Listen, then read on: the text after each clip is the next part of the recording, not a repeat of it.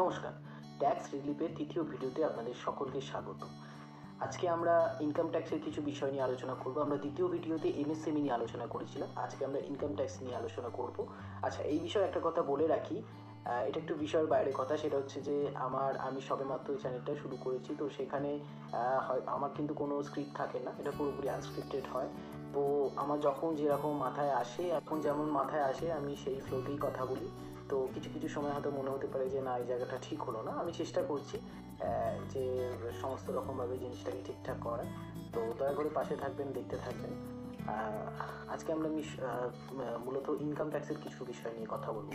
আচ্ছা, ইনকাম ট্যাক্সের যে বিষয় নিয়ে কথা বলবো, ইনকাম ট্যাক্সের যে নতুন বিল, যেটা মূলত লোকসভাতে পাস হয়েছে, এখনও রাজ্যসভায় পাস হয়নি, এটা সিলেকশন কমিটির কাছে পাঠানো হয়েছে। তো কিছু ফিডব্যাক সাজেশন চাওয়া হয়েছে, বিভিন্ন প্রফেশনালদের কাছেও চাওয়া হয়েছে। তো সেখান থেকে ফিডব্যাক সাজেশন পেয়ে হয়তো কিছু চেঞ্জেস করে, সেটা অবশ্যই দুটো সদনে পাস হওয়ার পরে যে কোনো বিল তবেই অ্যাক্ট তৈরি হয়। তো যাই হোক, তো সেটা হবে। তো সেটা যতক্ষণ না আসছে, ঠিক আছে, অ্যাক্ট হয়ে, ততক্ষণ আমি ওয়েট করছি যে ততক্ষণ পর্যন্ত আমরা যে যে বিষয়গুলো ইনকাম ট্যাক্সে আরও আছে, যেটা অলরেডি এই ফিসকাল ইয়ারে হবে। এটা তো মেনলি কী হয় যে ধরুন এই বিলটা আসছে, অনেকের এটা কনফিউশন থাকে যে বিলটা কি এই বছর থেকেই লাগু। অবশ্যই না, এই বিলটা যদি আসে সেটা 1/4/2026 থেকে লাগু হবে, অর্থাৎ এই বছরও না, এটা পরের বছর। আর একটা কথা থাকে যে এই বাজেটটা পেশ হলো, যে বাজেটটা এই বছর নয়, এই বাজেটটা কিন্তু 1/4/2025 থেকে লাগু, অর্থাৎ পরের বছর যখন আপনারা ইনকাম ট্যাক্স রিটার্ন করবেন, তাতে যে রুলসগুলো থাকবে সেইটা কিন্তু এই বাজেটের রুলস। অর্থাৎ আমরা যে ফিসকাল ইয়ারটাতে বর্তমানে আছি, ফেব্রুয়ারি মাসে, সেটা কিন্তু গতবার বাজেটে এবং জুলাই মাসে যে একটা বাজেট হয়েছিল, সেই বাজেটের রুলস অনুযায়ী এটা চলছে। তো আমরা ধীরে ধীরে সেইগুলো নিয়ে আলোচনা করব। তো মূলত যে জিনিসটা নিয়ে সকলের মধ্যে কনফিউশন থাকে, মূলত আমি সেই জিনিসগুলোকে আমি চেষ্টা করব যে বিষয়গুলোকে তুলে ধরা। তো আমরা প্রথমে ডিসকাশন করব আজকে স্যালারি, অর্থাৎ আমার কাছে কিছু প্রশ্ন এসছে, আমি এই বিষয়ে কথা বলে নিই। এই যে বাজেটটা হয়েছে, এই বাজেটে যে আপনাদের সবাই জেনে থাকবেন যে এখানে একটি ছাড় দেওয়া হয়েছে 87A-তে, যে 12 লাখ টাকা পর্যন্ত যদি আপনার ইনকাম হয়, এটা কিন্তু একটা রুলস আছে 87A, সেখানে বলা হয়েছে যে 12 লাখ টাকা পর্যন্ত যদি আপনার ইনকাম হয়, টোটাল ইনকাম হয়, তাহলে কিন্তু আপনাকে কোনো ইনকাম ট্যাক্স দিতে হবে না।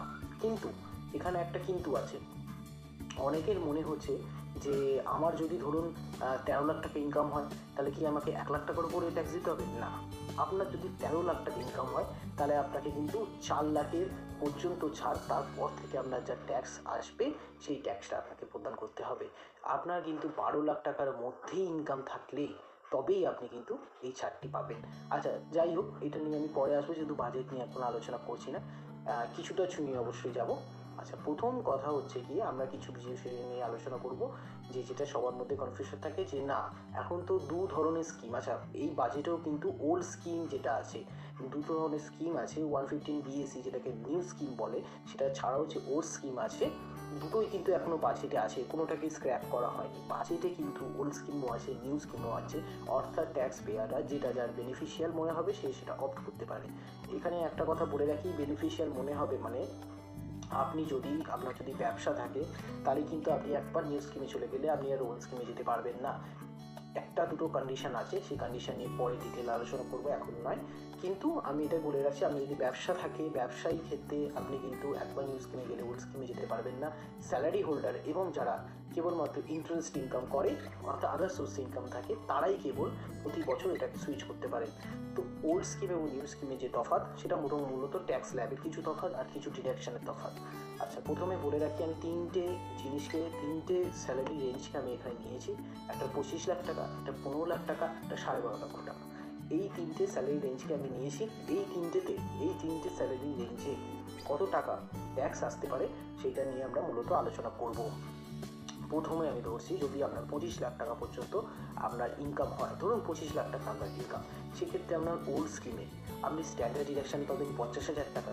আমি ম্যাক্সিমাম যেগুলো হয় সাধারণত সেগুলোই ধরবো, এছাড়াও অনেকের অনেক রকম জিনিস হতে পারে, কেউ ডোনেশন দিতে পারেন, অনেক রকম হতে পারে, কিন্তু আমি মূলত যেটা ম্যাক্সিমাম আপনি সবার পাবেন, বেসিক জিনিস সবার পাবেন ইঞ্জিনিয়ার, আমি সেইটা নিয়ে আলোচনা করবো। মূলত যদি আপনার 25 লাখ টাকা পর্যন্ত ইনকাম হয়, তাহলে আপনি স্ট্যান্ডার্ড ডিডাকশন ওল্ড স্কিমে 50,000 টাকা পাবেন, ঠিক আছে। এবং আপনার যদি কোনো হাউস লোন থাকে, সেখানে আপনি 2 লাখ টাকা পর্যন্ত ইন্টারেস্ট পাবেন। এইটিসিতে এলআইসি বা যে কোনো রকমের ইন্স্যুরেন্সে বা যে কোনো রকমের এনপিএসে যে কোনো রকমের আপনার ফিক্সড ডিপোজিট যেটা মিনিমাম 5 বছরের জন্য আপনাকে করতে হয়, এই জাতীয় যারা এইটিসি যত ইনভেস্টমেন্ট আছে সেখানে আপনি 1.5 লক্ষ টাকা পর্যন্ত ছাড় পাবে। আপনার এইচডিডি অর্থাৎ মেডিক্লেম আপনি এবং আপনার বাবা মা সিনিয়র সিটিজেন হলে আপনি ম্যাক্সিমাম 50,000 টাকা পর্যন্ত ছাড় পাবেন। এইচটিসিসি-D1B আপনি যদি এনপিএসে ন্যাশনাল পেনশন স্কিমে যদি ইনভেস্ট করে থাকেন তাহলে বছরে ম্যাক্সিমাম 50,000 টাকা এক্সট্রা ছাড় পাবেন। এইচটিজিজি অর্থাৎ আপনার যদি এইচআরে না থাকে, ধরুন আপনি স্যালারি হোল্ডার, আপনার এইচআরে নেই, সেক্ষেত্রে এইচটিজিজিতে আপনি ম্যাক্সিমাম 60,000 পর্যন্ত আপনি ছাড় পেতে পারেন এবং এইচটিটিএ যেখানে আপনি ম্যাক্সিমাম 10,000 ছাড় পেতে পারেন, সিনিয়র সিটিজেন হলে 50,000 ছাড় পেতে পারেন। তো ম্যাক্সিমাম আমি নন সিনিয়র সিটিজেনের কথা বলছি, আপনার যদি 25 লাখ টাকা ইনকাম হয় তাহলে আপনি সমস্ত রকম এই ছাড়গুলো দিয়ে আপনার ইনকাম এসে পৌঁছাবে 19,40,000 টাকা এবং সেখানে আপনি 4,10,000 টাকার মতো আপনাকে ট্যাক্স প্রদান করতে হবে।